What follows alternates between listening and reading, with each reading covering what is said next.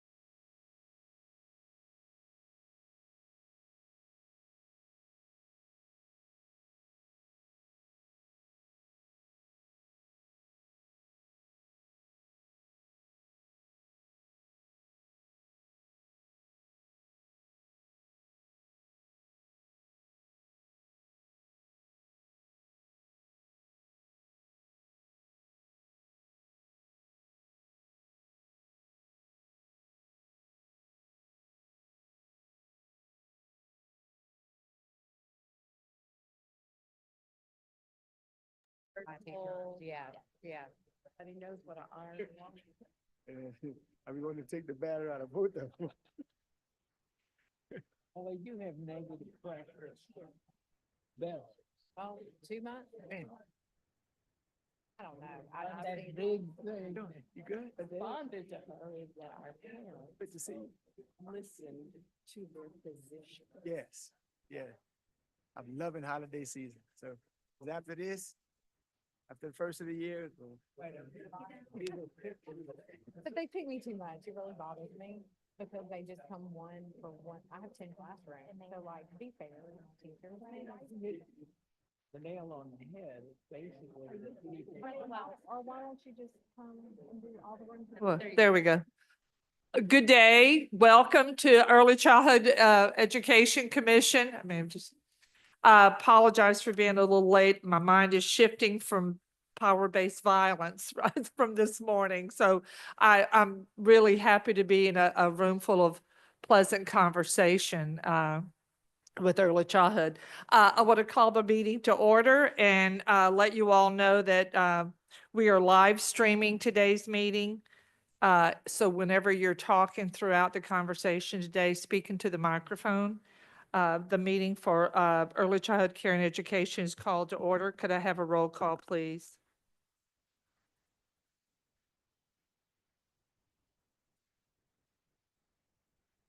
Here.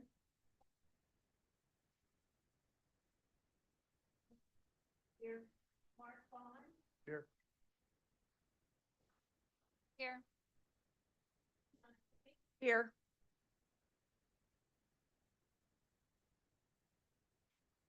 Here.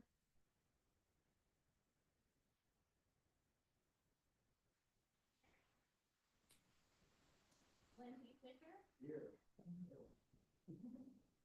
Representative Margaret Seibert. Jim Harvey. Melissa Guido. Dr. Dean Free. Here. Angela Rose. Terry Gurisco. Here. Crystal Milligan Mitchell. Mary Beth Hughes here.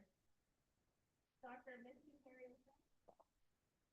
Ruth Lawson. Caroline Starley here. Dr. Timothy. Here. Senator Bias Beth Mizell. Here. Here. Caroline Ogletree. Sarah Lee Perkins. Here. Dr. Keith Harris. Here. Dan Hart. Here.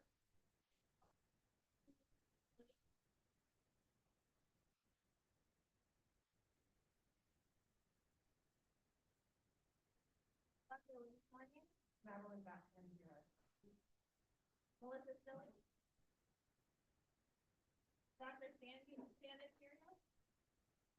Margaret Thomas. Here. Judy Thompson. Michelle Hubert, your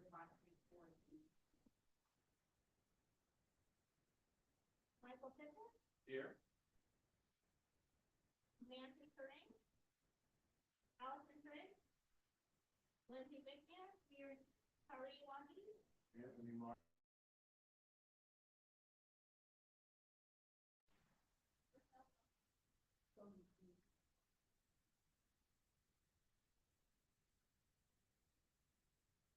Thank you, Amy. I appreciate the role and appreciate everybody taking the time and involvement to be here today. We now need a motion to approve the minutes from our meeting on August 28th. Could I have a motion? Michael Tipton makes the motion. Could I have a second? Mario Blanco makes the second. Is there any discussion on those minutes? No opposition? Hearing none, the minutes are approved. Today we're going to look back. We tend to do a lot of that, but we're going to look back at the recommendations discussed during the August meeting and what was from the September 2024 Commission report. So to present this item, I'd like to call on Karen Powell from the Office of Early Childhood. Karen. Thank you, Senator Mizell. Good afternoon. Thank you all for being here. I'm Karen Powell. I'm the Deputy Assistant Superintendent for the Office of Early Childhood Care and Education here at the department. And so we wanted to remind you today that in September 2024, this commission approved and sent to the legislature a report called Louisiana Strong, Building the Early Care and Education System for Success. And if you recall, that report, which is found in your folders, contained 3 different types of recommendations: short-term recommendations, intermediate recommendations, and long-term recommendations. So throughout the course of the year, and I'm sure ongoing beyond this year, we'll talk further about some of those intermediate and long-term recommendations, but we wanted to really zoom in today on some of your short-term recommendations as we approach the legislative session in approximately 6 months. So a reminder of the short-term recommendations endorsed by this body. The first was to restore state funding for Louisiana's Child Care Assistance Program, also known as CCAP, to the fiscal year 24 level, which was approximately $87.7 million. The second recommendation was to appropriate at least $30 million to the Early Childhood Education Fund to ensure revenue-generating local parishes receive their promised state match in 2025-2026. And the third recommendation was to serve as vocal champions to educate state, regional, and local economic development agencies and organizations about the benefit of early childhood education. So just to provide you with some background and some information regarding that first recommendation, for example, to restore the CCAP funding, we wanted to share with you the October 2024 numbers of children being served. So across all ages of the CCAP voucher program, so that includes the before and after care, the school age children, as of October 2024, there were 16,920 children being served by CCAP vouchers. Now, if you look specifically at the seats for birth through 4-year-olds or infants through 4-year-olds, that was 11,598 children. In addition, there were 3,823 children being served through the CCAP B-3 contracted seats program. Now, just to give you some comparison, last year at this time, as of October 2023, there were approximately 1,000 more children being served overall in the voucher program, about 1,300 more infants through 4-year-olds being served through the voucher program. And while the number was approximately the same for the CCAP B-3 seats program this time last year, those local communities really needed some time to reach out to the community and do the eligibility determination. So at peak last year, the B-3 seats were more than 5,000 children. And you can also see our waitlist numbers here at the bottom of this slide. The demand from families, the interest and the need from families continues. As of October 2024, there were more than 7,000 children on the waitlist and more than 3,700 families on the waitlist.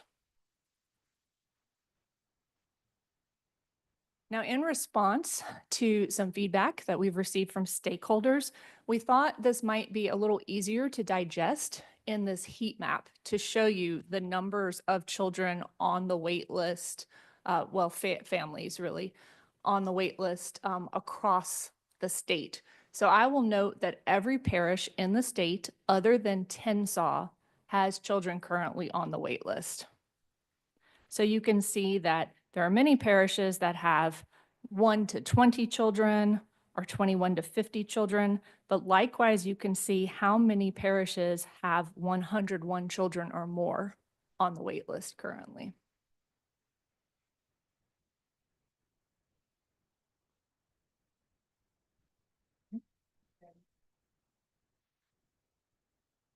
It's 501 or more.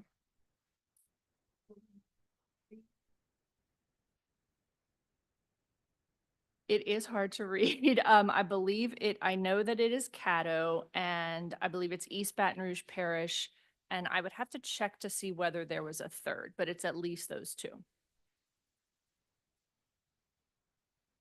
The Excel version of that is also in your materials. And so if you're wanting to see that is in the Excel version of that. Yes. So if you wanted to know a specific parish, exactly what its number, that's why we also gave you the Excel version of that.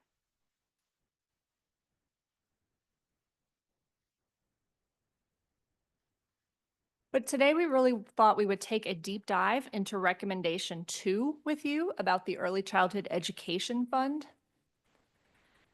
And so as of October 2024, there are 13 networks that raised qualifying matching funds for this year. And they are currently serving, as of October, 244 infants, 833 toddlers, and 502 3-year-olds. So more than 1,500 additional children being served with a combination of that local funding and the state match. Now, some of you may remember that there are several designated sources of revenue for the ECE fund currently. One is from Harris Casino, and it specifies that it would be tax revenue in excess of $60 million in fiscal year 21 and in excess of $65 million beginning in fiscal year 22. That is not something that we've really seen generate money for this fund thus far. You can also see that then there were several other revenue sources added: taxation of hemp-derived CBD products, an 8% tax on fantasy sports contests, and some sports betting revenue. There's also a portion of sales from the NBA Pelicans specialty license plate. And so, although I will say we do now have a couple $1,000s coming from the license plate, so I'm pleased that, you know, the Pelican success has maybe led to a little revenue there. I'll take it while we have it. Most of the funding is coming from sports wagering. When you talk about the Harrah's money and you said it's hasn't been seen yet, explain that to me, would you? So apparently the Harrah's annual tax revenue has not exceeded $65 million.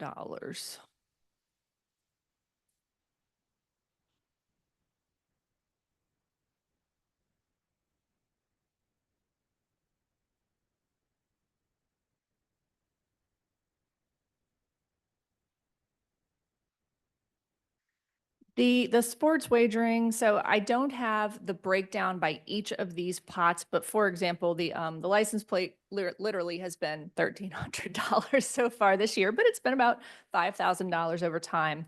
But the sports wagering just this year alone has generated more than $5 million. Last year generated $13.7 million. So it's really that sports wagering that is generating the most. You get a few tens of thousands under the gaming category, a couple $100,000 under excise taxes. But it's really that sports wagering that's getting the millions. So here you can see the 13 networks that raised the qualifying dollars to participate in the ECE fund this current year. And you can see that they raised more than $30 million for this year. So that match and the local dollars and the state combined, that means an investment of more than $60 million into Louisiana for additional seats. Can you explain for me, like I guess the difference in the amounts? Like I see Rapides has 2.3. What are some of the contributing factors? So I'm very happy. I'm going to let Rapide speak for themselves in a little while. They're going to join our panel on this discussion about how they managed to do that. But yes, you can see that there are drastically different amounts raised in parishes. And that's really because of a lot of factors. I would say that, you know, some of that is industry and capacity in some of the rural areas. In some areas, they are truly, the advocates in the area are truly going to local grocery chains and asking for $1,000 or $5,000. You've got larger areas that have gotten written into the police jury budget, or you've got Orleans that has now a millage. So you've got some areas that are getting money from philanthropy, some that are getting it from government. You're getting it in a lot of combination of ways. And so what we think is really important about this commission and about the department approaches, because we know that every community is different and every community has different opportunities to raise this money. So you're going to hear a little bit more from some of those parishes today about how they raised it. But yes, it's interesting to see how it grows. And if you look at this slide compared to the next slide, you'll see, for example, Tangipahoa going from, a slow start, or Point Capee going from a slower start to jumping up by tens of thousands of dollars. And we do have some additional commission members in the room here today who can speak to that if they wish. Yes. Mr. So Pell. just to be clear, we have 16 million balance in the fund that's eligible for matches. So that's another 32 million it's laying on the table So if you get the match. well, what we have, I'm gonna go there in just a moment. I just want to show you that you've got these 14 networks that have currently told us that they anticipate raising qualifying dollars for 2025, 2026. And you see that the ask is anticipated to be more than $32 million. So each year we've seen a little bit of a steady increase in the local dollars raised and thus the matching request. You do see that most of the networks have continued to raise dollars. We have a few new networks. You have a few networks that drop off also. But to Mr. Appel's point, currently the money we have available for next year is $16.7 million. Now, we're not quite halfway through this fiscal year, so there will be additional dollars generated. But if we, as of the date that we printed these slides, we had $4 million of revenue generated to date. The financials were updated, and when I looked this morning, we're up to $6 million generated to date. But when you think about the fact that that's 5 months into the year, you're not going to jump up to $30 million or $40 million of revenue, that you can't anticipate quite that much of a jump. So there is currently a little bit more than is shown on your slide, $18.7 million currently available in the fund for next year. To Mr. Appel's point, when that is awarded to local communities, that's actually going to be $36 million of investment. But you can see that $18.7 million falls short of that $32 million ask we're anticipating. That's not really excess revenue in the fund. That's next year's revenue in the fund. Yes, Okay. yes.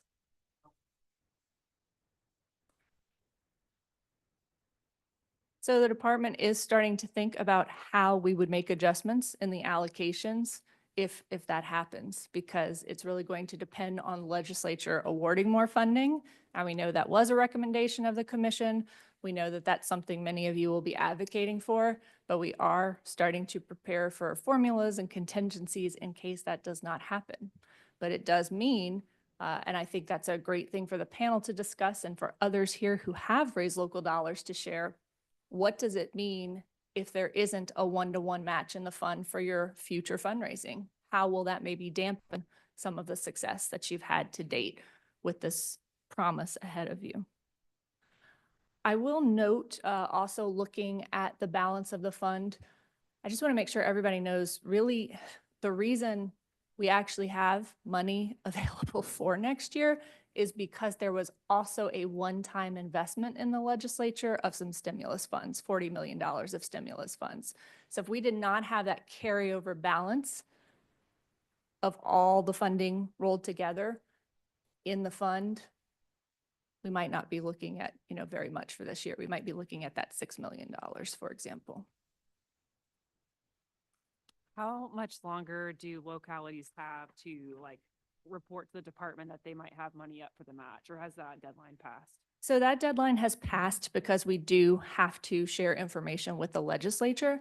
So the deadline to say, are there any other networks who wish to ask for match next year, that deadline is passed. What we do have is one more month because a lot of those 14 networks that I just showed you are really finalizing what they are receiving from industry or philanthropy. And so they are spending this next month getting that proof for us, those letters, those promises, those awards. And that's how we'll know at the end of January, whether we need to adjust the budget authority we're asking for a little bit up or down. And so that's the cycle we've been using each year. We do need to know by September or so which networks plan on asking for funds for the following year, just given the legislative cycle. Karen, would it be helpful to generate a best practices manual for parishes to look at, to have suggestions for possibilities for raising revenue, to help them have some guideline for that process? Yes, Maddie, you may or may not want to speak to this, but the LPIC, the Louisiana Policy Institute for Children, did work with Dr. Stephen Barnes, who's a member of the task force for the commission, to come up with a lot of strategies and sort of an overview report of ways that locals might consider generating revenue. Now, a lot of those are through taxes, through millages. In addition, we really, as a department, do work with the networks who tell us they're interested in fundraising, and we share that information. But I definitely think a one pager or some sort of short guidance book is something we could put together, Dr. Perrin. Lessons learned, et cetera. I think that's a great idea because so many parishes don't know what they don't know. If they're not in the conversation with early childhood, then they're not aware that this is, I get, and so many new parish presidents especially don't know that there's this whole program going on. So I think that would be a great idea. And I think it would be helpful for them to know what the how open the uses are, whether it's they could go about it, because I feel that the state is in this incredible economic development mode right now. And we need to approach it where if you don't participate, your parish is being left out. It's part of the solution for economic development, and, just look at it as an opportunity. So I think that's a great idea.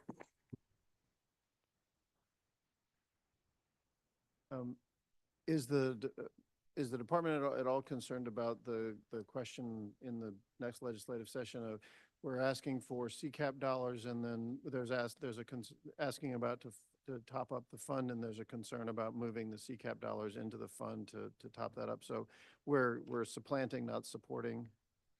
I think it's always a challenge. The department, we are charged with implementing and administering the funding we are given. It's really up to advocates to make recommendations based on how that funding be used. I think the advocates in this room would all say we need both. But if you were pressed by legislators to identify which one is more pressing, I think, that's a difficult choice and something each advocate would need to decide and back up on their own. But of course, it's a concern. We've certainly seen that before, that you may get one amount of funding and it's deciding how that will be used.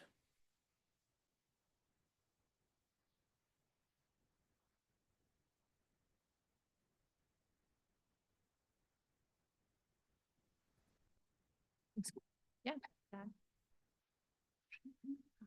Following my cues up here. Thank you, Karen. And in line with sharing information today, we're also going to go into our next item, which is Early Childhood Education Fund in action.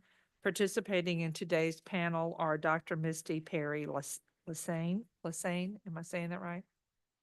And she actually is unable to make it, so we just So I can say it wrong updated and it. she'll never know, right? Okay. Cindy Rushing from the Rapides Ready Start Network. Who's, oh, there you are. Patrick Moore from the Rotary Club of Alexandria, and Dr. Paula Polito from the Berry Cherry Tree and the Jefferson Ready Start Network. And I'd like to call on Malin to facilitate the panel and to introduce the panelists. Thank you, Yeah, Malin. so we're going to do a brief transitional. If Senator Mizell, you can stay. I can stay, good. Karen and I are going to transition. Marcus, I'm going to come sit next to you, and we're going to, a few of your questions is, what is this like in action, and what is this like at the local level? Going to be Paula.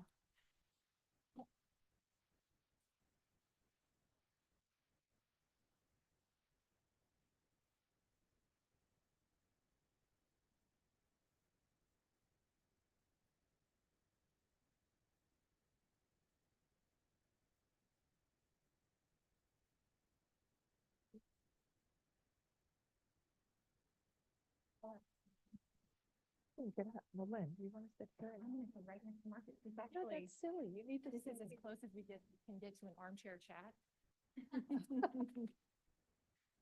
Oh, I feel like a big log. You get to help us with.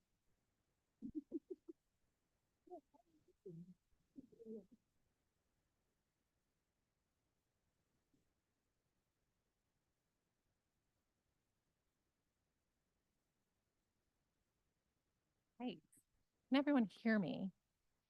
Yes. So, in a panel world, we'd have comfy chairs and coffee, but we're going to do this in a Thomas Jefferson technology and live streaming version of this. And so really, I'm just going to be guiding these individuals in a few questions. But throughout, we will save time for question and answer by you as commission members towards the end, but please feel free to, if there's that really strong question you want to dive into. I really want this to be, we walk away with everyone in here a better understanding of what are some of these communities doing in action with the ECE fund. And so I want to let our speakers introduce themselves in terms of their affiliations, and then we're going to dive right on in talking about a few of their partnerships and the work underway. And so I'll start with Dr. Polito and go over. Thank you, Malin. Good afternoon, everyone. I'm Paula Polito. Come to this work. Oh, Sherry, you make me smile. Gosh, I think about Sherry and I think about 30 years ago. I come to this work, third generation owner of a childcare center. So my grandmother started it 50 years ago. Swore I was not going to do childcare. No, I'm going to climb the corporate ladder. You see where I'm sitting, right? But it was a humbling event. 15 years of me just creating a well-oiled machine and wanting the very best for every child I serve. So I didn't leave my center, Berry Cherry Tree, for a good 15 years. I opened, I closed, I just worked it out because I wanted it to be the best. And then advocates in this room and others like Sherry, Melanie Bronfin, no, Paula, we need to hear from you at the state. And I said, me? It's just me, just doing work. And that is kind of where I come to this work. It has been wonderful. I've enjoyed Act 3 and what it's done for early childhood as an industry. It truly has moved our work and validated the very critical work that we do. So I start at this from a childcare level sort of owner. I'm an MBA, a recently PhD. So I went into the business not that I don't love children. I have 3 of my own, but not because, oh, I love children, I'm going to start doing this out of my house. But I've got 180 kids here. How do I make this a well-oiled machine and create efficiencies to run a great business so I can do more of that? Happy to say, with the help of licensing, wink, wink, Malin and Karen, I will have my last licensing visit this month to open a 5th building at my existing location to serve right under 400 children. Yes, yeah. Thank you, guys. But what we realized is there is a need for high quality early care and education. And so I'm happy to do that. I come to the Jefferson Ready Start Network work because of colleagues, Dr. Sorrentha Strickland, who leads a lot of this work, people who just continue to push me to do great work. And I have been serving on that board. I've got a lot of deep relationships within the Jefferson Parish community, and we'll talk a little bit more about that later on. But so that's kind of how I come to this space. I don't know if you can read this or not, but I'm not Partic. It's Patrick. Oh, Two they different. got it right on one side. Okay, sorry. That's the story of my life. I come from a family of 9 kids. I was in the middle. You know, all I did was pass stuff. My daddy didn't know my name till I was 10 years old. It's funny. I'm one of the Blues Brothers. That's the easy way to say it. I'm on a mission from God, and that's just all there is to it. That's really all I need to say. In my first mission, I was a planner, landscape architect, business owner, and still a farmer. I had 29 cities as clients at one time. I was unofficially assistant mayor for 6 cities. I ran cities. We didn't do just the plans. We went and found the money for them and put it together, wove together many sources of funding to make things actually get built. That's my deal. We can have a vision, but something's got to get built. So that's my claim to fame. After Katrina, lo and behold, our little 16-person company was deluged with major companies from all over the country, even international, wanting to buy our company because we had plans for everything and knew everybody in Louisiana. I've served as the chairman of the board. I've been on the board for 28 years of cable, Council of Better Louisiana, with Mr. Tipton. He knows, he's sick of me, I'm sure. But during that time, one of our clients bought our company, ERM. It's the largest environmental sustainability company in the world. I became the director of sustainability planning for North, Central, and South America. And my clients were Shell, Chevron, Entergy, those kind of folks. And I say that because the C-suite guys there are just like the mayors of cities. So I understand the corporate world. I understand cities and parishes. I understand how that works. I am, right now, the chairman of the State Trooper Foundation. It's unfortunate I don't speed. If you do, just give me a call. So I'm on my second mission. I'm still the farmer. My number one crop is children. I grow children out at the farm, kids that don't have daddies. It's an awesome thing. And I still help corporations, agencies, entities, students with strategic plans. I help them with develop the top of their puzzle box. If you don't have the top of the box, it's really hard to put that puzzle together to help people live the life that God created them to be. That's what I do. Good afternoon. I'm Cindy Rushing. I'm the Early Childhood Director for Rapides Parish School Board. I've been in early childhood education all my life. I was the oldest of 7, so I started a childcare business many, many, many years ago. And I always said, I will never be a teacher. And then look at me, I have taught early childhood children. I've had this job with Rapides Parish School Board probably for the last 20 years. And early childhood is my mission. I know that's what I was called to do. And so in Rapides, we are working every day to better the lives of children, however that may be. And we were one of the first with the Rapides Ready Start networks the first year. We've been doing this is about, 10 years now, Paula?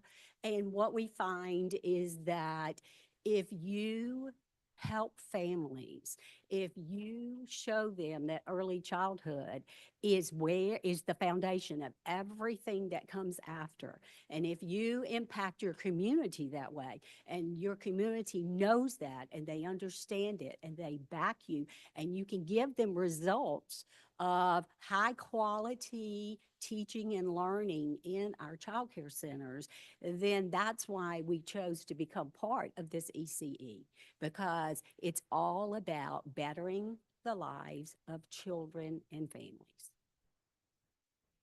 Well, I'm gonna keep in the theme of talking specifically about ECE. Can you provide for me from Rapides to Jefferson a brief overview of the partnership that you presently have with the ECE Fund, and describe which partner entities and funding partners that you have worked with? So with I'm happy to have it queued up for you if you want to start voicing it over. We can have it queued up. Sure. Sure. If you want to vocalize it, give us like 30 seconds to do. We'll Vanna White it as you talk it through. And Dr. Gutierrez is sprinting away. So if you want to start vocalizing it, she'll get it queued up for you. So with our Rapides Early Childhood Network, we're called Reckon, and that's been our name since we were in existence in 2013. So we know that our 2 goals have always been, or our vision, mission, whatever you want to call it, were quality and access. And so we have worked diligently toward that. And so becoming an early childhood education network, using that funding to improve what we're doing in Rapides was just a no-brainer for us. It was just getting the right people in the places that we needed. And so what we have done is a collaborative effort. We have some big funders. We have some big partners such as the Rapides Foundation, which is a philanthropic organization. We have the Rotary Club of Alexandria. We have numerous hospitals and businesses that were part of that. We have our own Reckon group, and then we have Rapides Parish School Board. So together, we kind of took this challenge to raise funding for the ECE seats. If people ever ask, why do you choose to live in Central Louisiana? The number one answer has always been, it's a great place to raise a family. Crest Industries is excited to present the We Went Together Award to the Rapides Early Childhood Network. This one was easy for us to award. The statistics dictate that if children don't have foundational knowledge and foundational education by third grade, that we could lose them as productive citizens. We've got to do better for our kids in our community. So the Rapides Foundation, the individuals, the business community, the Rapides Parish School Board, the Rotary Club, and the state of Louisiana and others, just a menagerie of different groups decided we've got to be better and we've got to invest in these kids and we've got to make our society better, create transformational change. The response of the community, that's what makes it so gratifying, that they understood our mission. They saw our vision, they knew what we wanted to do, and made it possible for us to offer scholarships for over 300 children this year. It started with Reckon, Rapides Foundation put the grant challenge down. Rapides Parish School Board said, we're on this thing big time, and then our Rotary Club. The Rapides Early Child Care Network is this conglomerate of all the daycare centers, all these different entities that provide these foundational skills for our children. We have some of the best teachers working in these programs and assistants that what they're able to do is create a culture in our community where our parents know, hey, I have somewhere to send my children. I have a safe and secure place that also lays a strong foundation for students. When we started the ECE funding, we had great community partners that come out. I have to say a huge commendation to the Rapides Foundation because they provided scholarships in the amount of $1.3 million. And then they also matched efforts at the local level. Everybody wants their child to get the best that they can. And sometimes they can't afford that, but because of our scholarship program, we're able to offer those parents scholarships.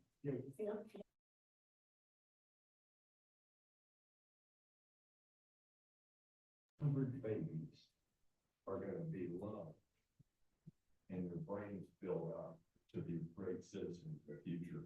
That fires me up. We can still prove to be the Rapides Parish is a great place to raise a family. Let's prove to the world that Rapides Parish truly is better together.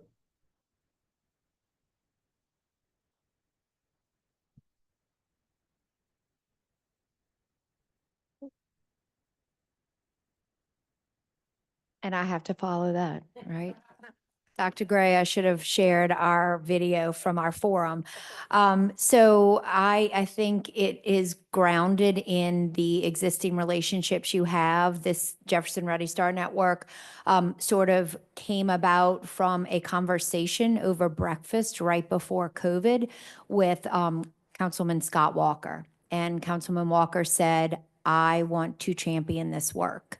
And that's really what started it. Of course, COVID set us back a little bit, but the primary source of funding for our early childhood fund is generated from the Jefferson Parish government.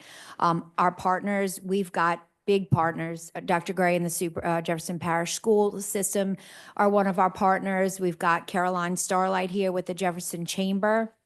another partner, Jefferson Parish Sheriff's Office. We've identified some business leaders in the community. We're still looking for the big funders. So I heard you guys say we have big partners and big funders, and we're still trying to identify who those big funders are. While the Jefferson Parish government has been extremely humble and kind with their donations, we understand they cannot fund this. It is bigger than the Jefferson Parish government. So we are tirelessly working to identify who those other partners are. We did have a wonderful forum. Dr. Grace spoke, Jefferson Parish Sheriff's. We had Joe Lapinto speak. We had Ali Bustamante, one of economists, come up and speak with us and talked about the impact and the importance. Unfortunately, nobody left leaving a check or donating money or anything like that. And so we're still trying to, I know you haven't asked for challenges yet, but we're still trying to identify who those people are, and who we can continue to lean in on. And so that's sort of with, and knowing your audience. We had a conversation on our prep call, and Patrick can share it. It definitely hit home for him. But there was a tragedy in New Orleans, and many of you all know about that, where a grandmother lost her life due to 3 young adults, and it was a tragic incident. And he said, but if we could have gotten them earlier, we could have potentially changed that trajectory. And that did it for you. And so trying to identify what clicks for different people and speaking that language when you're meeting them, I think is important. Who's the messenger and what is that message? I think the difference, I guess, for me, and I'll just tell the story how it happened. Well, for everybody, the formula, you've got to have a great program. And so Cindy sent her folks and said, hey, Rapides Foundation's putting up a challenge grant, $1.1 million. And for every dollar that we raise, they'll match it. And then the state will match that. So that's great. And this is November 15th of last year. I said, that's awesome. So what have I got to do with this? And they say, well, you understand early childhood, you care about it and this and that, and you know everybody. You know, we're 234 person Rotary Club, all the bankers and business folks in the community. And I said, okay, well, that's great. And she says, and the deadline is January 31st. I said, well, of what year? Because this is a joke. Oh, no. And I said, you know, how about no? Well, I told him no 3 times. And then at the end of January, as Paula mentioned, I had watched this. Linda Fricky was the grandmother that was carjacked. And if you watch it, it's pretty not fun. Pulled out, her arm was caught in the seat belt, and they drove off. 2 little girls just jumped in the back seat, had nothing to do with it. Drove off till all her clothes came off and ripped her arm off, and she bled to death in the middle of the street. And here's the one that got me. There in the middle of November, the attorney says, you can't charge these children. They don't have the brain development to know what they were doing. And I had just, the study of this between 0 and 3, that's the only chance we got. If we don't address this, we're committing suicide as a state. That's all there is to it. And there's an example. And so the attorney made that statement, and he was right. They don't have the brain development. Guess what? They're doing time in prison now, all 4 of them, at conservatively $18,000 a year, $1,980,000 a year that you and I are paying. Now, something about this math doesn't work out for me. And that's when I said, yes, we're doing this. And here's the difference. We never asked one person for $1. Not one person. Didn't ask for money. You know what we did? We turned it around. We put together an investment opportunity. and put it together from a business standpoint. This is how this is done. If we're going to be a great place to raise a family, there's 5 pieces of that, 5 tenets that make those principles. Is your community safe? Number 1. Are families healthy? Do we have economic development, workforce development, and there's a 5th one. And it's like, okay, because I plan cities. This is what it is. So you put that together and you demonstrate to this company that gave us that award, you have 900 employees. Do you know on average it costs $657 in Rapides Parish, loss to the bottom line profit if because of issues dealing with child care? It's $591,000 these people are flushing down the commode because of child care. Well, guess what? They put some money up. And we went through every single one of those 5 and put it together as a business proposition to these companies of why you should invest. And you know what happened? They started telling me, well, wait a minute.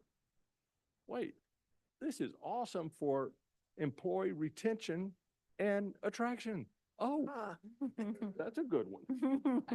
And it went on and on and on. They talked themselves into it.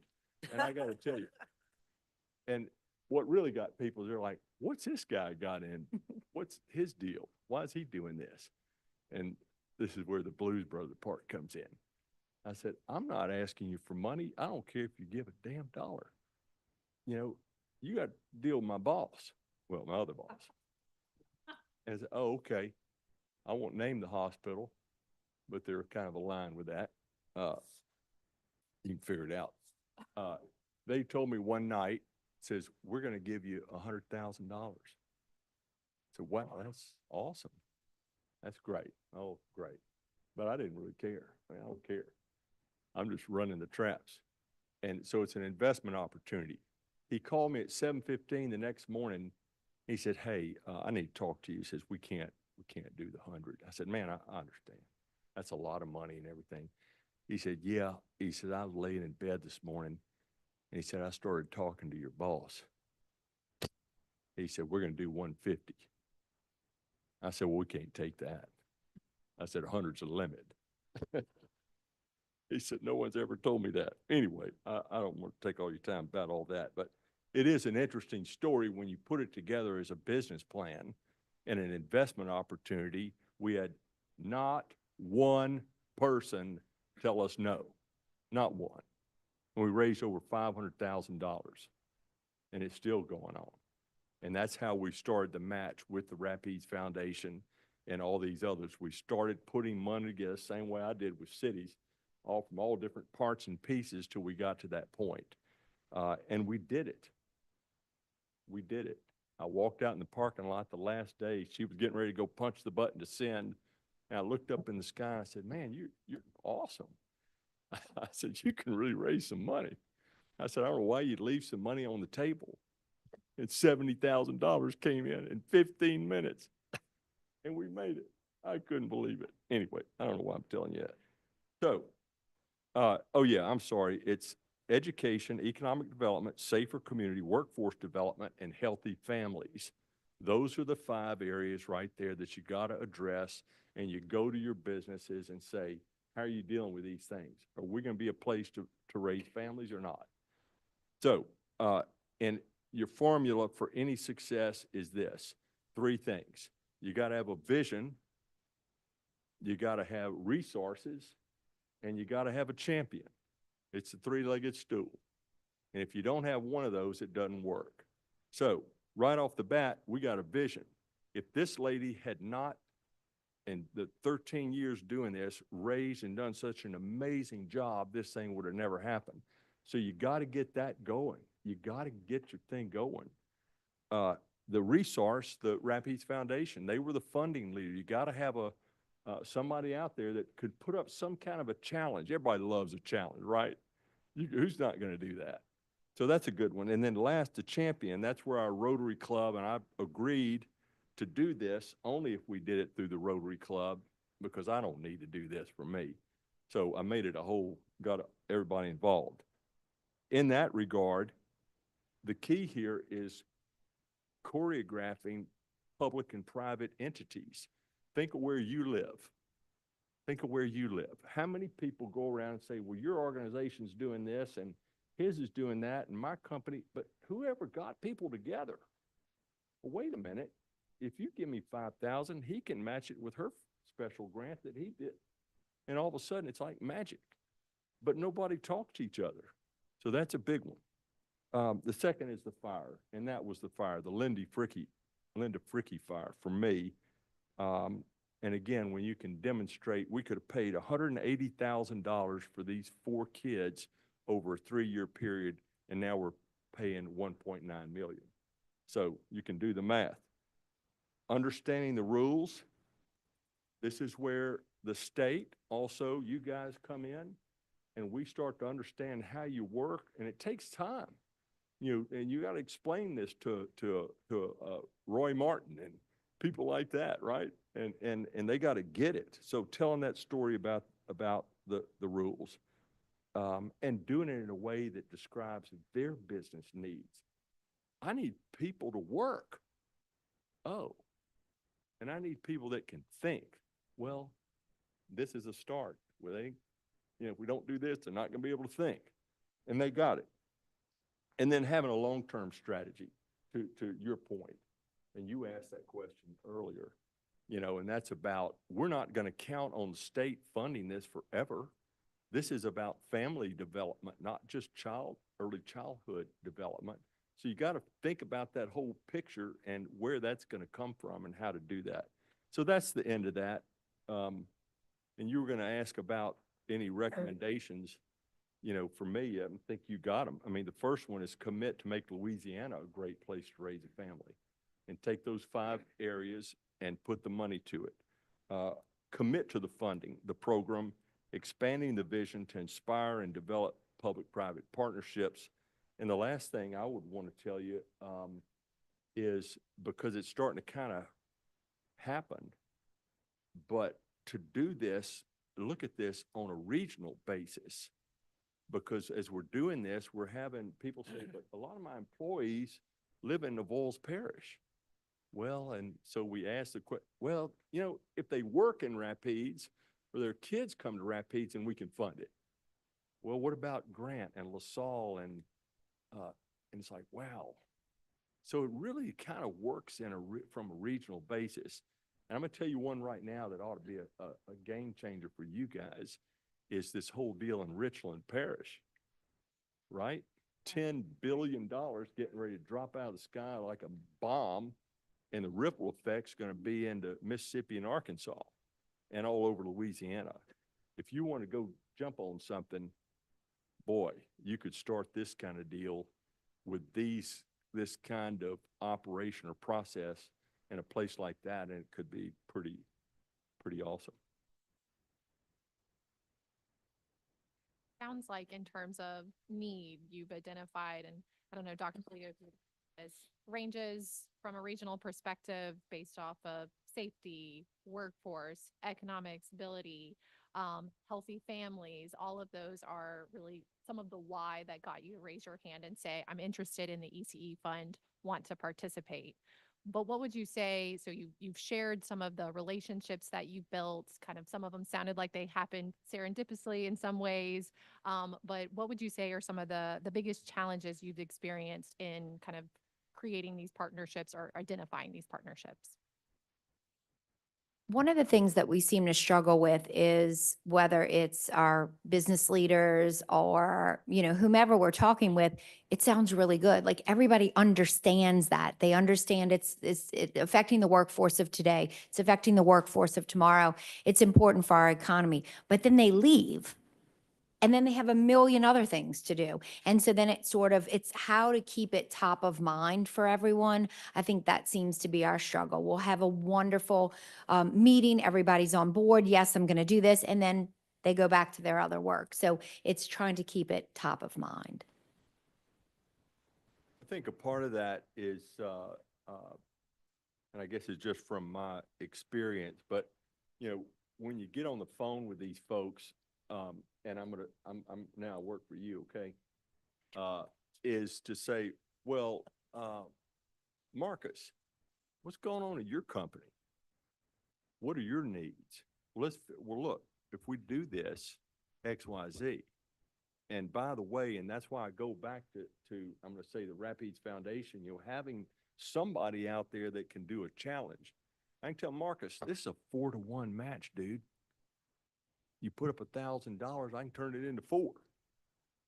It's like, man, where did I get that kind of return, right? But integrating their specific needs, into a strategic plan. I got one lady told me, she said, gave it $20,000. Said, I'd have given you twice as much if you had a plan. Well, guess what?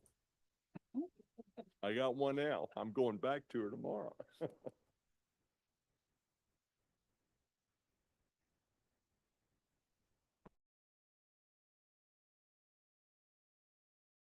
So I would say that our biggest challenge was just getting the word out, just like you're saying.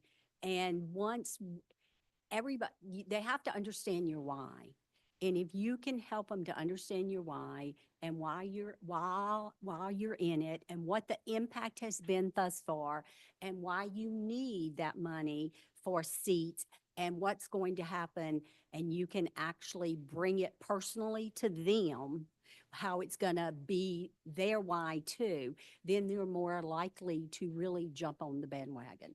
And, like I said in the video, the Rapides Foundation was just phenomenal because they gave us that one-time donation and then they gave us a challenge grant. And then since then, we've been working with them for years, and they've always had a big piece of the early childhood initiative in Rapides. And we already have for 25, 26, and so on, we already have now a 3-year commitment from them because they understand, they know where. So, there is your basis for when you go out and you're asking people again for money, because the Rapides Foundation has just kind of set the standard there, and they believe in what we're doing so heavily that people will follow that because they have a huge name in Rapides Parish and in Central Louisiana. So I think and I'm not a politician. I'm not a fundraiser. I've always said, I know early childhood well. You want to ask me something about early childhood, I can answer it. I have been an advocate for early childhood my entire life, but you've got to have someone like Patrick. You've got to have someone like the Rapides Foundation when you take this on, because I'm not in it day to day. And when you're talking to businesses, they want to hear it from the business aspect. And so when Royal Martin found out that he had people in his company that would benefit from these seats, that's when they gave a huge investment. And Christus Cabrini and all of the other ones that we have, when they understood that there's something in it for me too, but you have to get to that point with them and help them to see that it's a win-win for everyone. It's a good thing we didn't have any more time.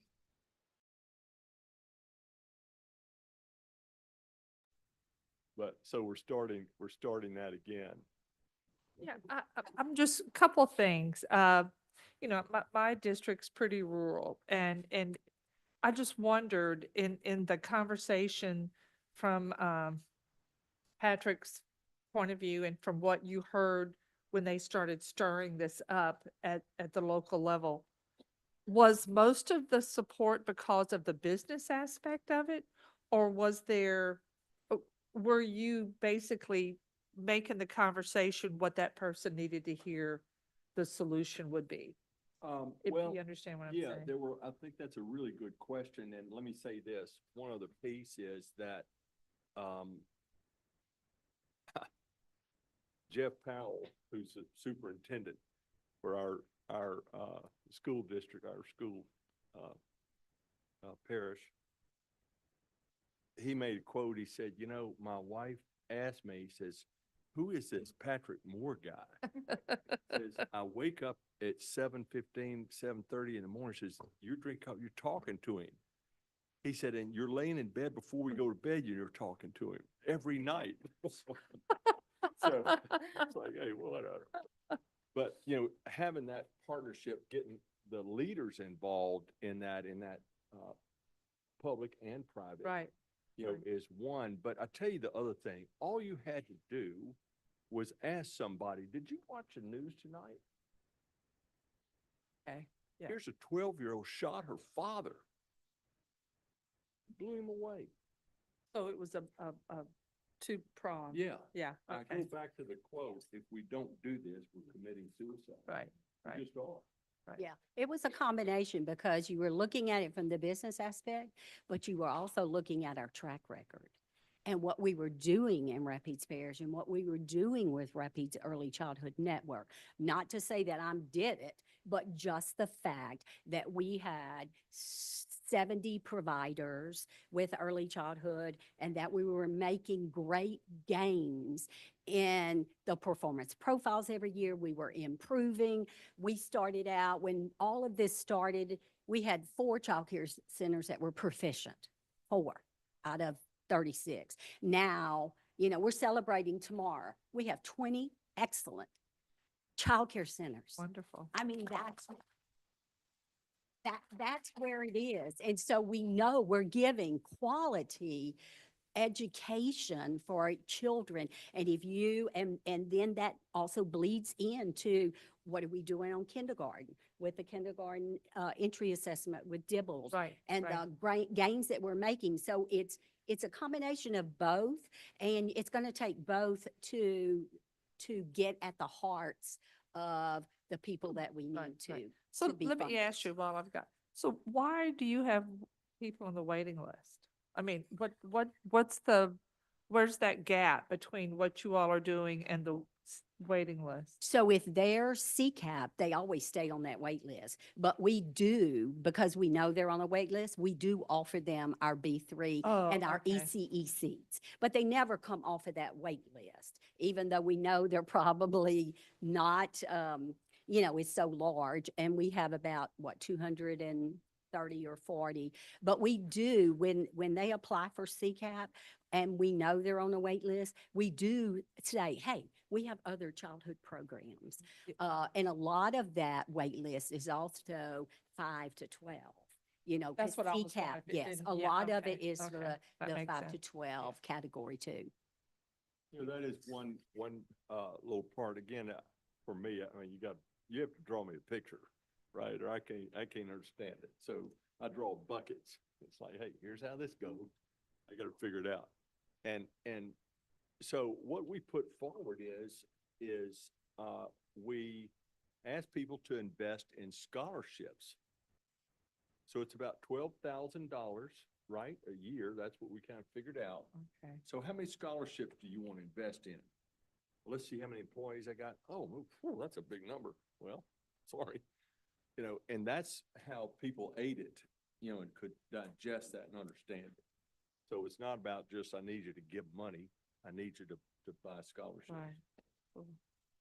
I'm just going to shift for a moment to think about why we might not have had this conversation 20 years ago.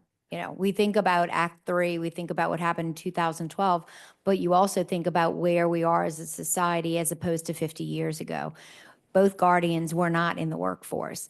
I mean, so many women are around this table right now, and those children maybe were home with mom or someone, grandmother. They're not now. They are in a child care center.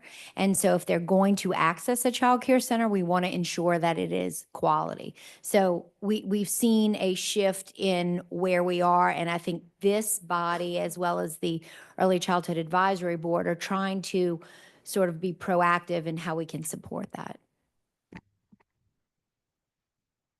Yeah.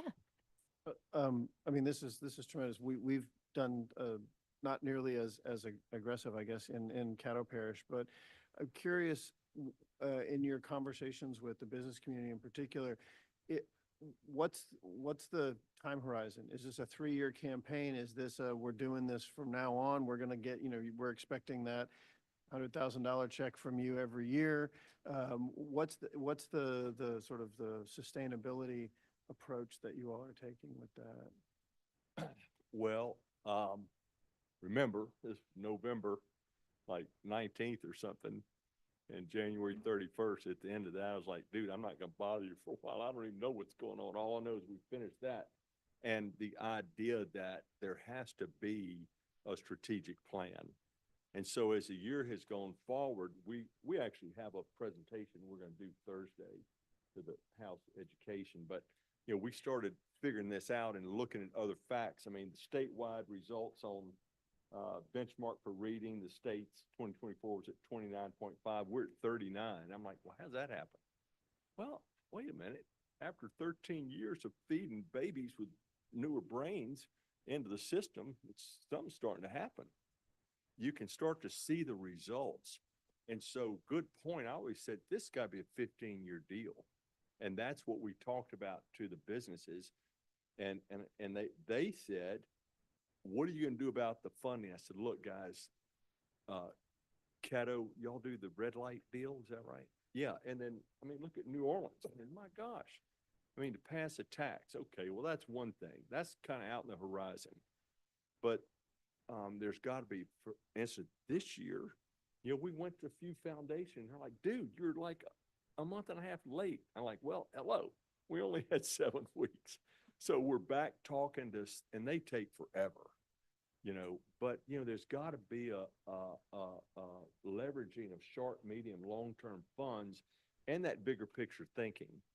And the idea, again, if you look at the way bottom line is, this is a family development issue, not just early childhood. I need you taking care of your babies.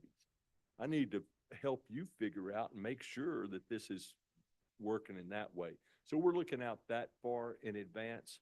And I think, in my experience, if you tell somebody, elected official, whatever, in a city or parish, whatever it is, look, we've got a strategic plan. There's a decision matrix, how we're doing this, and your road's going to get fixed in September of 2027. We go, well, okay. At least there's a reason. Don't just say we hope it's going to happen. I mean, this is going to take place. So that's what we're trying to do. And frankly, that's why I'm here today, because this is what they told me to do. These funders, they said, look, during this year, we need to make sure from elected officials and whoever's in charge of this thing that, the funding, will continue, or we're not going to really be able to meet this. Does that make any sense? So the next question was really going to be about what are the practices that you had found that helped with the partnerships? And it sounds like we started kind of already speaking to a few of those. It sounds like marketing to a degree is one of those practices. It sounds like various ways of engaging the community, making sure this is, what are other practices that you would say you have found as ways to help support and maintain those strong partnerships? So we've got a PowerPoint presentation. I feel like, on the road, right? And showing this to different business groups and so forth. Our next goal is with the chamber to, they're helping facilitate some roundtables with those business leaders, those big funders at the table, because it's sort of finding that person. Christy, I forget who it was in Orleans, who was that spokesperson who, it's Patrick, like you bring Patrick in the room and he's getting everybody excited. So it was gentleman in the food industry. Bill Hammock. Yeah, Sonia, that's right. And so, when Bill speaks, everybody's going to listen. So identifying who that is in Jefferson and having the chamber and the school system continue to work collectively on trying to move it forward. Of course, when Dr. Gray comes in the room, people pay attention to him too. So getting people like that in the room, continuing to educate and inform and the why. But we talk about it's a workforce problem. It's an economic problem. And so trying to speak business language to those business people. I think people were pretty turned on. We did a couple of, radio shows. I mean, I'll do anything.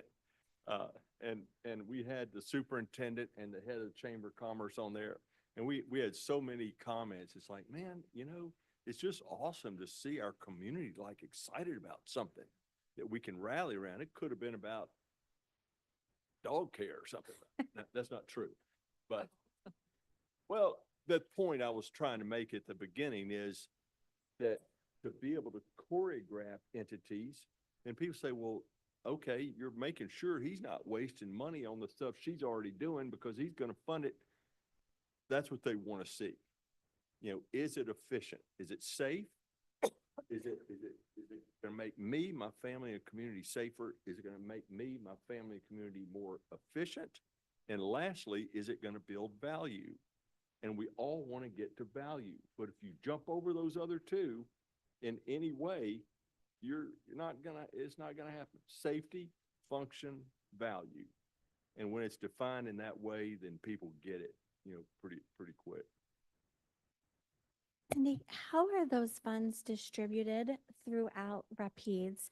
Like if the people who are giving money for the grants, do they get so many spots for their company, or how do you then decide where those scholarships go? Well, the scholarships are case by case. It's first come, first serve. We have an application, which is online, which is on our website.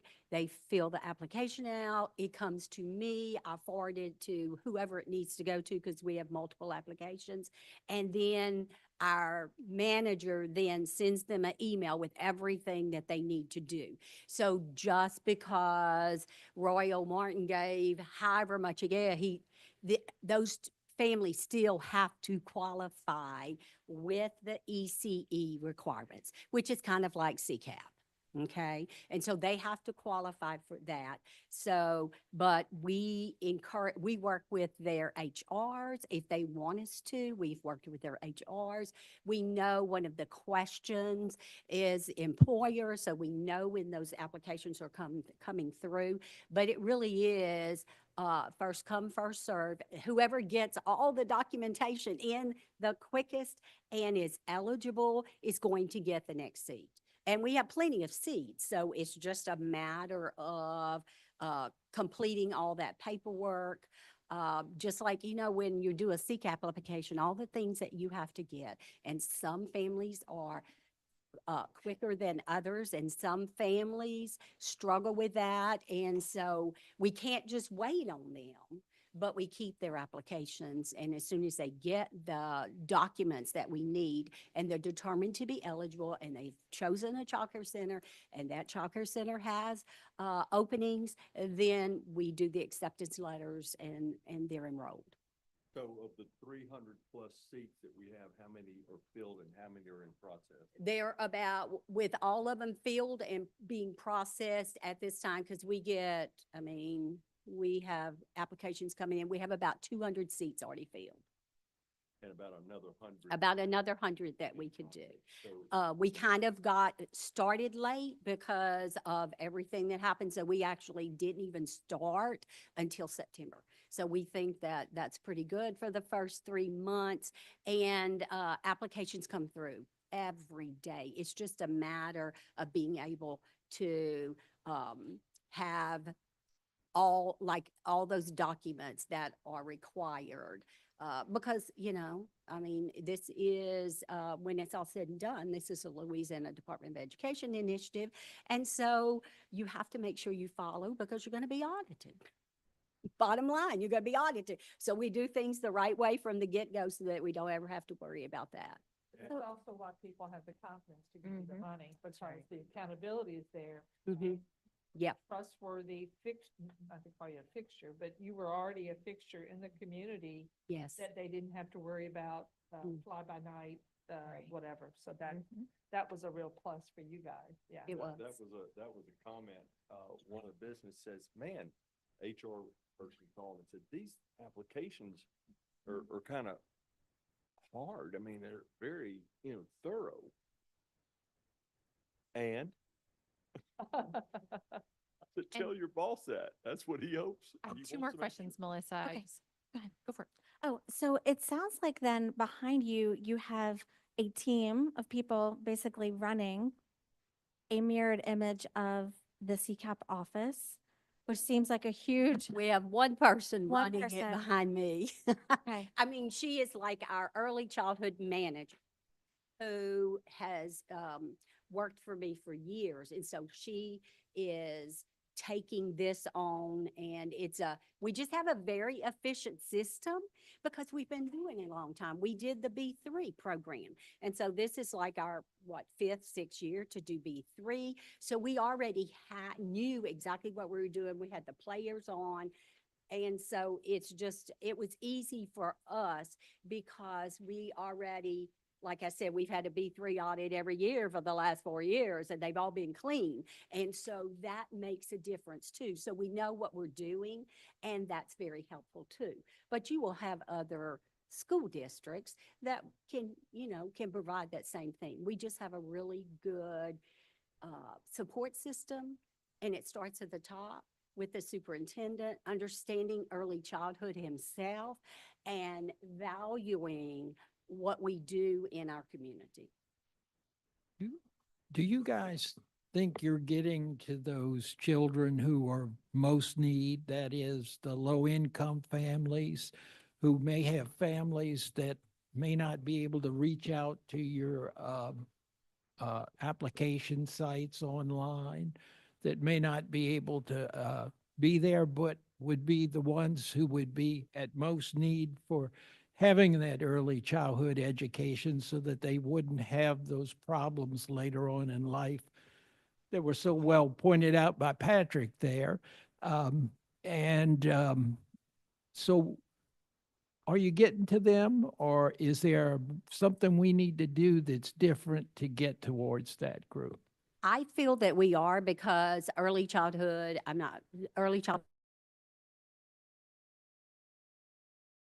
SAS, we have the CCAP, but we also did the B3. We have 350 children that are in our B3 program. So we've had a very successful program, and we work hard with a presence in Rapides Parish. We are present at a lot of activities. We tag along with a lot of community events. We have lots of ways in which we try to get them. And I would say that we are, because they're applying and they're qualifying. And can you always do a better job? Sure. But we have our 2 websites. We have our, and the other group that is so accommodating and contributes much are our own early learning centers, because they see how it is great for children, and we are getting those children because of the qualification, because of the actual number that they have to make under. We know that we're getting those families. The children that we would not be reaching with this program are the families where the parents are not either working or in school. But then we also direct them to the Head Start program, because we have Head Start under Rapides Parish School Board too. So we kind of meet all of the needs and try to find where every child belongs. So we have a Head Start application, we have a pre-K application, we have and then we have the B3 ECE application. And so those are directed to wherever they need to go so that we can do what's good for families. And Dr. Perrin, I'll just kind of echo what's been done in Jefferson. So we started with what we call a landscape analysis back in 2021. What is the need? One of the things we identified is that we have an influx of Hispanic families. So we met them where they were. We have a ton of bilingual folks at Jefferson Parish. We do, if people who cannot access the computer, even though everything is basically on your phone these days, we will have bilingual staff on site in person, and they can do walk-in events. So Jefferson Ready Start Network does a host of that. The school system supports us with their staff as well. And what we've done is a two-generational approach with childcare centers, having mentors who are bilingual, highly qualified teachers bring in a mom who maybe didn't have a CDA who is Hispanic and speaks only Spanish into the child care center. Her child gets a free seat. She gets empowered to become a child care teacher. So we've done some things like that, part of sort of the broader reach, not specific to the fund itself, but part of the reach of getting these families, but meeting them where they are. And I think JRSN has done a really good job of trying to find those people who are at most need. There is also a little bit of I'm going to say a crossover, and I'm going to just say, I'm talking to a young man. He's an attorney, not my attorney, so he's not a good one, but there's only one good attorney, mine, right? Anyway, why I said that. But he said, well, gosh, there's nobody in our organization that would meet that criteria. They all make too much money. I said, okay. He said, so I said, dude, are there people that work for you, at your home or anything? And I mean, it just all of a sudden light bulbs went off. And it's like, wow, I can help this lady whose kids now she's having to work 3 jobs. I was like, bingo, that's who we're talking about. And believe me, the dominoes fall all the way back. Call it the circle of grace. It comes back. And so I think with the child care centers as well, they know the arena, they know what's going on out there, and for them to get the word out is a big deal.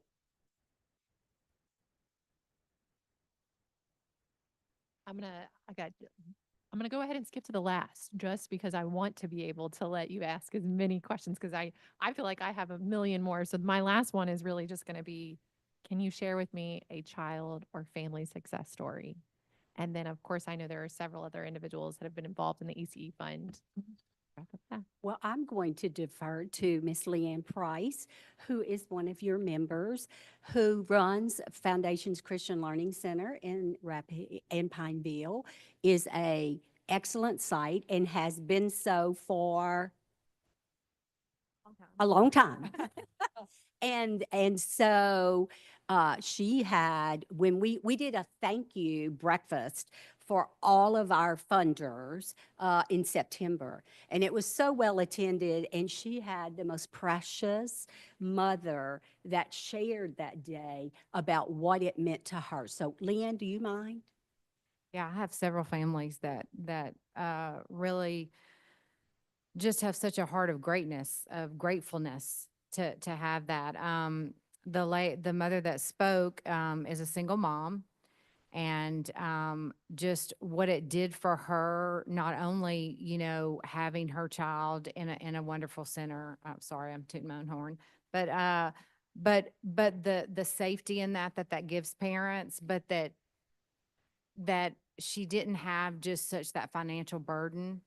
And it just, the impact that it had on her when she had time with her daughter, and, just their moments together. And then just the financial burden. I mean, that's really huge for parents and families. And because every parent, no matter what, income you have, wants their children to be in the best environment. And every family deserves that.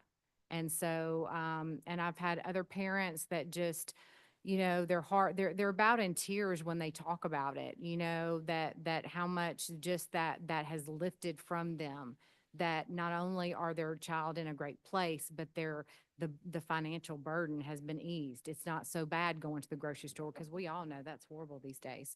But it just, they're so blessed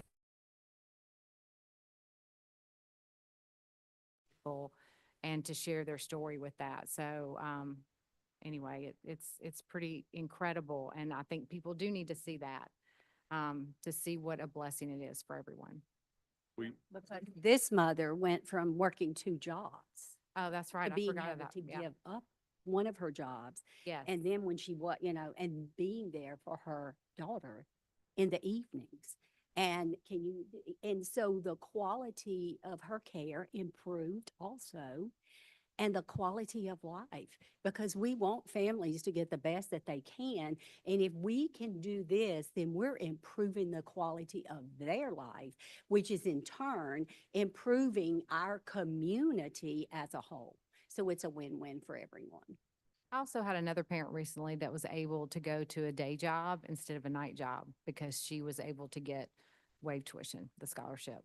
So. One of the things we asked the company that gave us this award, Crest, I'll ask anybody, but I said, look, you did such a great job on that video. Can you kind of loan us your PR people again? Because we're going to capture some case studies, and that's something you ought to write down, because when you get that right there is one that really gets people's like, wait a minute, I got a niece just like that. There was a young lady who was one of the top students in nursing school. And the teacher said she came up to her one day with this just deer in the headlights and said, I need to leave class right now. And she said, you sick? No, I got to make a phone call. Something happened. And came back and said her funding had been cut off from the child care center. And she said she was just about to collapse. And she said, I got to quit school. And she had 2 months left. Can you imagine? And she told her about this thing, and she was able to use it. And it kept her in school to be a nurse. And we need nurses, I believe. But Leanne, you bring up a good point. And again, as we go through this, it's just things kind of come to you about some of the advantages and some of the good things from this. You think about it in our parish, and we got all these poobahs, economic development specialists, and we're checking this and all that kind of stuff. Dude, we just got $4.8 million hit the street. And families, they're not getting it in their pocket, but they are, because they're not paying it. And it's allowing them to work more jobs, go back to school. That was huge. Our Central Louisiana Technical College ran numbers and said we have between 2 and 250 students right now that could take advantage of this. It's like, wow, I don't think I got enough money for that. But so they're out there. My story is more CCAP related, and it was me going through Krispy Kreme donuts, getting my staff donuts one morning. And the lady was at the window. She says, Paula, oh my gosh, you don't remember me, but my children came to your center 10 years ago and they have graduated and they're getting, in honors and all these things. And I was totally caught off guard. But I mean, just to show you the impact that we made for these children who have since graduated from high school honors and starting college. You forget because you're in it and you're doing it every day and you're just doing your work. But it was more CCAP related, but we make an impact and we forget about it. That's it. So I've been writing down quotes. Where else do you get that kind of return? Chrissy's over here saying all the funding. But this was designed to kind of zoom in on ECE in particular. And I know we have several others. Fariche, I don't know if Chrissy, if you wanted to speak anything specifically to I think really wrapping up is what advice would you give? What advice would you give to other communities that are interested or wanting to get in? Because as we started this presentation, we want to acknowledge that right now that we are on pace. This fund will outpace the funds available. And so just wanted to bring that to attention from the perspective of we frequently receive a lot of questions from our office to the point about the difference between CCAP and this fund.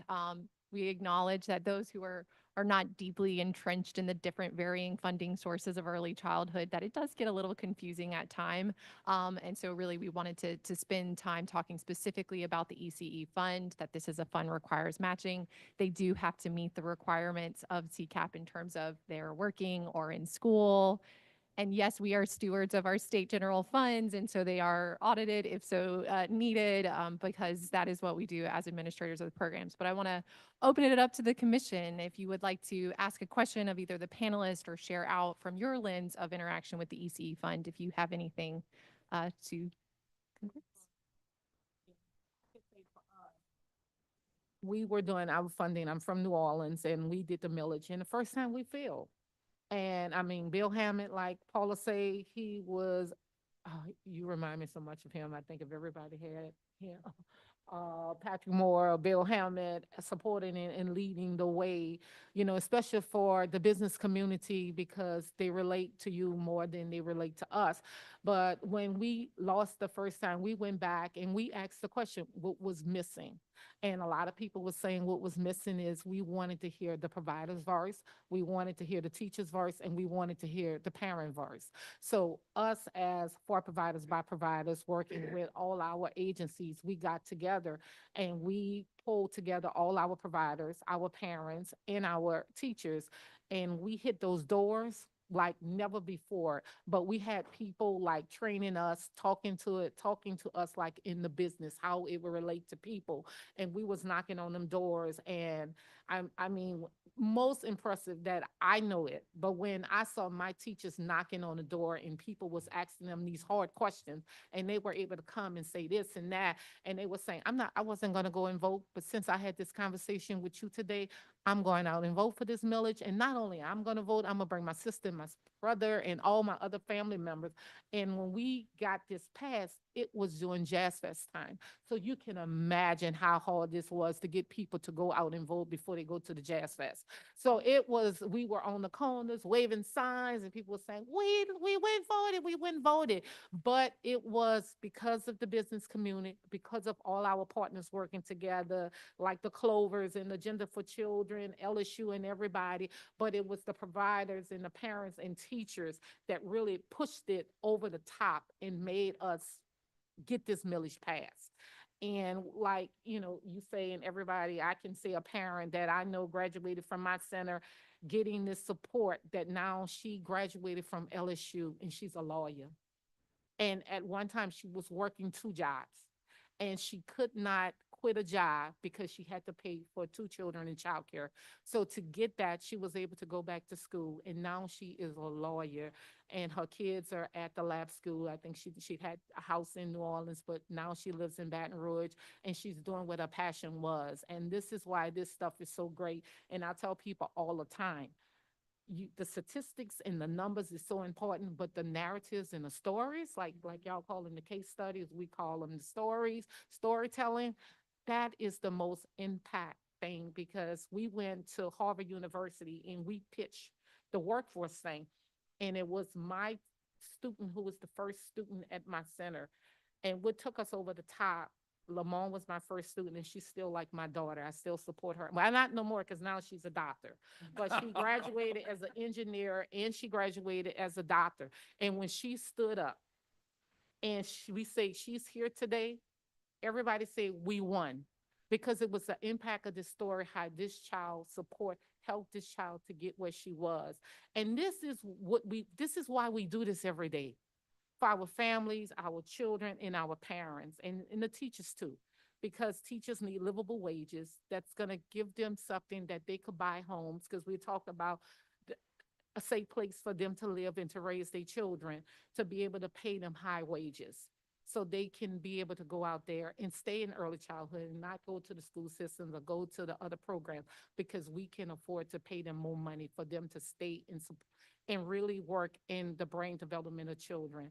And I just can't wait to see the changes that's going to happen in the next 10 years. I've been doing this for 25 years.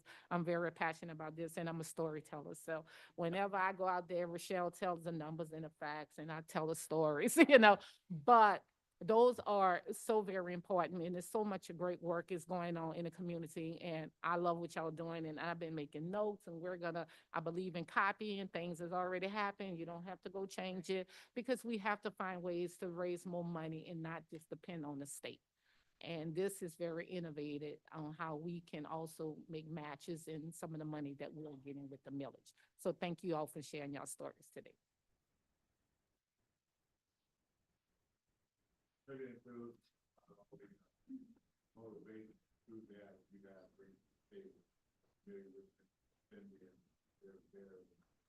question is, when your programs were in the infancy stage, did you have like a town lobbying, or did you get the businesses, the community rally behind you and so they started to have them and sit down and brief them, talk to them when you were just beginning? What you So when we were first beginning our program or with the ECE? Oh, so you got to put the players in place. And so in Rapides, I just, I have great people to work with. And we have the best early childhood network. I mean, because we have the best early learning providers, and they believe in our mission. We're very, very close. And I'm not saying that because Leanne's here, but because we do. I mean, we just have, and so we are strong from within. And then I'm one of those people that if you give me something that I can do to improve the lives of children, if at all possible, I'm going to jump on the bandwagon. And so I knew, you know, fast forward, the B3 program has been iffy for the last, 3 years. Every year, we worry about what's going to happen with the funding. And so this opportunity with the ECE showed us another way in which we could gain seats for our early learning center. So that's why that's why we came to the table and said, okay, we just, I kind of probably, if you want to say it, I probably bullied everybody into doing it because I just believe in it. And then you get the players on board. And the Rapides Foundation has always been so understanding and love early childhood. They have the Orchard Foundation, which is the education piece, which funds early childhood every year. They meet with us. They say, what do you need? How can we help you? And so when you have people that are behind you, then it's not an issue to say, hey, we're going to try this. We're going to do this. And just to see, if Jefferson and New Orleans and Caddo and whoever else can do it, then we can do it too. But you've got to have great people. And you have to have people that believe in you, like the Rotary Club of Alexandria, making it their signature project for 24-25. And then it's their signature project again for 25-26. So you got to build an army, and it's got to be all the different players, because like I said, I'm an educator. And so that's where I come from. But you've got to have I've always said, I just need the movers and shakers in Rapides Parish. And if we have the movers and shakers and we can help them to understand our why and what the impact is for them, then they're going to be more likely. So it was lots of meetings, lots of presentations. We've had Libby come in. We've gone and made we've gone wherever people ask us. We presented to the chamber, we presented to the business leaders. We've just, wherever there was a place that we could actually just make our name known with just a few slides and show them our passion, then they're more likely to follow with you.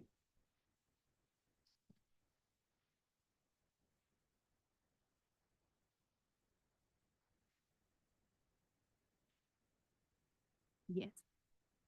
Mm-hmm. Mm-hmm. Yes, we do. We did.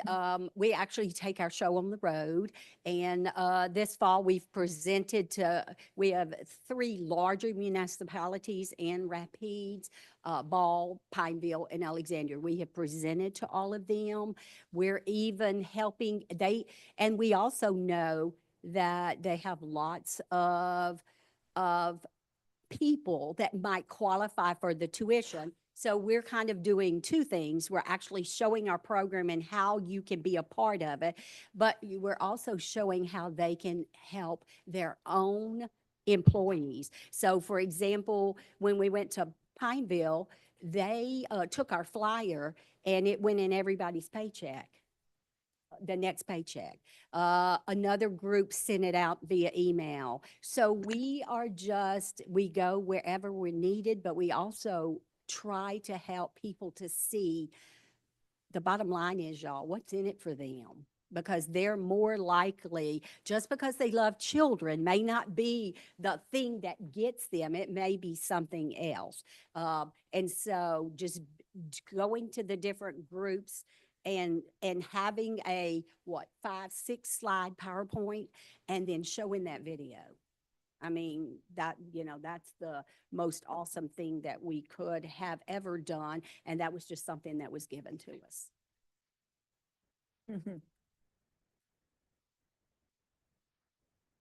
A local. We're not there yet, but we're still working on that with them. Yes, we are. Hi, Karen Austin with DCFS. I have a question regarding foster children that are returning home.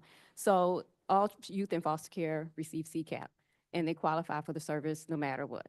So when we're returning children home, they also qualify based on income. Is there a way that we can get this out to our caregivers, our parents, our relatives, kin that are caring for children that do not qualify based on income anymore when the child has exited foster care? So how do I get that out to everyone in those areas to let them know that they can qualify for this service, or how do they apply for the service? So in Jefferson, and I happen to have probably 6 DCFS kids with me right now, which is unusually high. I don't know, happy and so humbled to have that group. But they are with us already, and we have someone on site that basically is holding their hand. So we can say there should be no break. Like, let's get you on another program, whether it's B3, CCAP, whatever it is. Jefferson Parish also has a really robust software program that they can sign up on the program and identify what options might be available to them. So what do I need to send out as youth or children are returning home or returning to relatives once they reach permanency? Is there something that DCFS can send out? Yeah, I would think lead agencies, information ready networks, Ready Start networks, information for that particular child's area should be able to get them to a center. We can send you a link to where you can find the contact information for each community network lead agency. I would say, though, we all know that there's some difference among programs that causes some challenges for families. There are still a lot of overlaps. And one of those, the statute for ECE fund does dictate that it's the same eligibility requirements as CCAP. So it's still looking at that income level that makes you eligible for CCAP as well. And as I believe Cindy mentioned, the work or school requirement as well.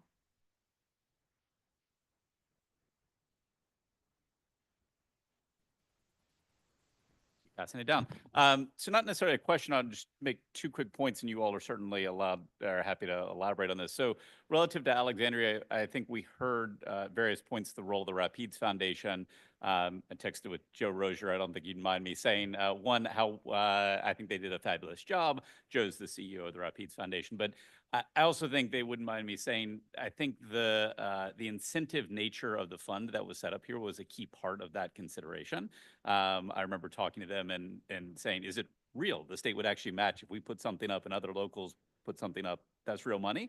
And the answer is yes, it's real money. And I think that incentive can't be underplayed as we think about the role of what fund does what and what its catalytic effects are. So that point. Relative to Jefferson, I think one of the things that didn't come up today, because it's not necessarily a funding mechanism, but I think plays a really powerful role over the long run, is the work you all are doing to build the next generation of leaders within the sector. So the sort of leadership development of who's going to take over centers, who knows how to navigate the weird complexities of this arrangement, because it is strange the ways you get funding, how to navigate all the rest. I think those elements don't necessarily show up in the immediate run, but are game changing over the long run.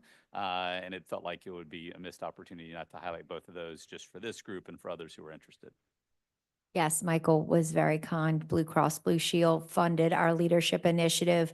And it absolutely is. People look at this industry. I had a contractor help renovate one of my buildings and he said, "Oh yeah, my daughter's into this. Let me, run the numbers." He came back, he said, "Why would anyone ever do this?" Yeah, no, this is not a moneymaker, but people get into this industry and it is probably one of the most complex industries to run.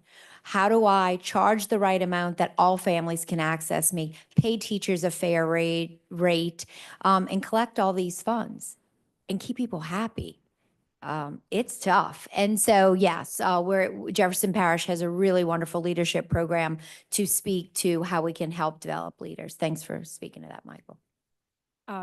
Thank you for sharing so much. And I know there's other ECE fund recipients in the room who have done a tremendous job. I see Pear Shea across the room. Good job with Point Coupee from last year to this year is phenomenal.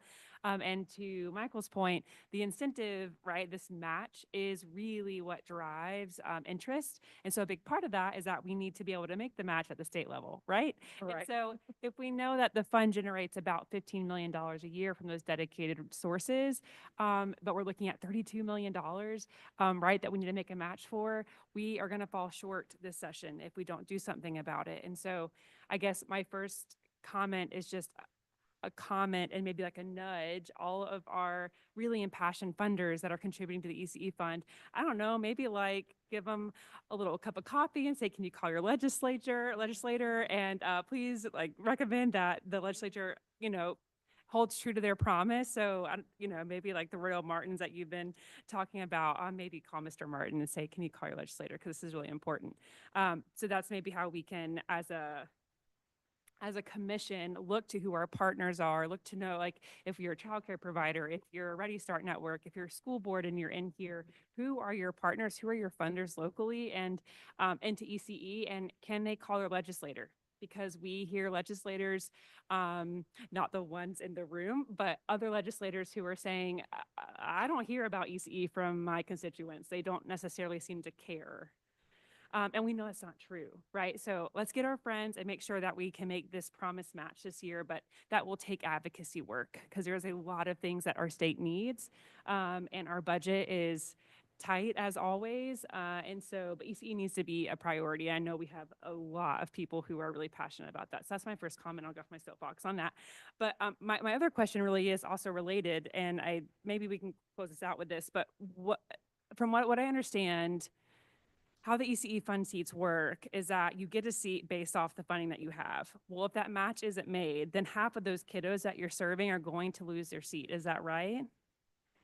So like, help me understand better, like, what is the impact if we don't make this match? Like, what literally happens the next day or on July 1st of next year? Like, what will happen to half of those kids? Like, do they get to stay off the goodness of the provider, which I know it's probably a no, but trying to tee you up, like, really, like, help us understand what the impact is. It would be based on what your local funding is. So if your local funding is not part of the match, then you have less dollars to work with. We've had this issue with the B3 for years. And so, for example, this year, we couldn't put any more children in B3, but with children moving from the 3-year-old program out, and we were able to still keep the 300 and something, 60 something seats that we have. So no one lost a childcare seat. So if there isn't a state match, then we have to look at what we can do at the local level and see if we can increase those funds. The Rapides Foundation actually has a formula to where it's still like a challenge grant, and they will give us money based on what we raise with the local. So we have a 3-year plan, and then we have the, like, for lack of a better word, the challenge grant. But yes, I mean, it's critical. It's critical that the legislature look at this need and see what we're doing, and they understand the why, and they understand that that early childhood is the foundational skill for all learning that takes place after that. And if we have, and I'm not saying we're a poor state, but we do have a lot of at-risk children. Just in Rapides, our at-risk cohort every year is about 1,000. So we have 1,000 children that are being raised in an at-risk family. And if I have to decide between childcare and putting food on the table, then it's food on the table. And so they make sacrifices, and many times they don't have the funds available to make sure that their child, and who doesn't want a quality education for your children? And the earlier we start, we know that's where the benefit is. So, it's a hard challenge. So I think we have to do everything now to find a solution to the lack of the funding in the state match. I don't have an answer, but I do think that it's up to us to do that, because it's kind of hard. I don't know that Malin and Karen can do that. I know you made recommendations. And I know they made recommendations that go to the legislature. So we have to do it because the state can't. And so we just all need to take that. If you truly believe in early childhood and you're sitting on this commission, then it's a problem that we all need to embrace and try to figure it out. To your point, you talked about, maybe call Roy Martin, give him a cup of coffee. Roy Martin already called me. It said, this is what we need to do. And that's what I said earlier. That's one of the reasons I'm here today. And to Michael's point, maybe I didn't stress that enough, but when you talk to a business person about a 4-to-1 match, it's okay. Let me get somebody else in here too. They need to hear this. Explain this to me, because that's a magnet. I mean, that does it. So, but yeah, and I think this relationship, I can do a lot of things that a lot of y'all can't do. And that's kind of fun. I think we had that understanding. I told her that no one's going to spend more than one night in jail, but just don't ask any questions. Well, I feel like that is I feel like I am acknowledging that we have about 4 minutes left, and there has been so many fantastic comments about the work and everything that you have done. And so I hope that, thank y'all for sharing each one of your perspectives. Thank you to the commission for really just being engaged. The fact that I'm having to say, like, it's 3, we are coming to an adjournment, just really speaks to your involvement and curiosity and wanting to learn more about this particular fund. And so with that, if there is nothing else you would like to say, I want to send a huge applause to our panelists thank you for coming and speaking and sharing. It is, thank you for taking the time to come and speak with us. With that, because we have 4 minutes, if you want to stay seated, you're welcome to stay seated. I think, Senator Mizell, we may just wrap up from here from our seats, if that's okay with you, if you have any. Right. No, there's a lot of questions, but I'll do it outside of this room. But I wanted to, do we have any comment cards? Did the public? I was trying to do a little query. It does not appear that we have any public comments at this time. So we can bypass that and go right to a motion to adjourn. Could I have a motion? I have one thing. My boss talked to me last night. Yes. And this is what he said. He said, tell them we need to be about choosing hope. It will drive us to live differently. In Louisiana, hope is our superpower. It's the thing that gets us to stand up when people tells us to sit down. Winston Churchill said, if you're going through hell, keep going. In his last speech, before he was assassinated, the night before he was assassinated, Martin Luther King, he said, only when it is dark enough can you see the bright stars. And it's been plenty dark long enough in Louisiana. And in central Louisiana, we're choosing to stand up, open our eyes fully, and see the stars, catch every child and every bright star and love them to another future. Amen. Amen, amen. You make me feel really bad about us adjourning now, but could I have a second? What? Parashay with the first. I couldn't see your name. Second with. A second? Oh, Tara seconded. Any objections? Without objection, the meeting is adjourned. I haven't had lunch, but I'm starting to like, I'm like, a little dizzy. yeah, I haven't, yeah. It's been a, Well, yes, I wanted to come tell you hello. Thank you as well.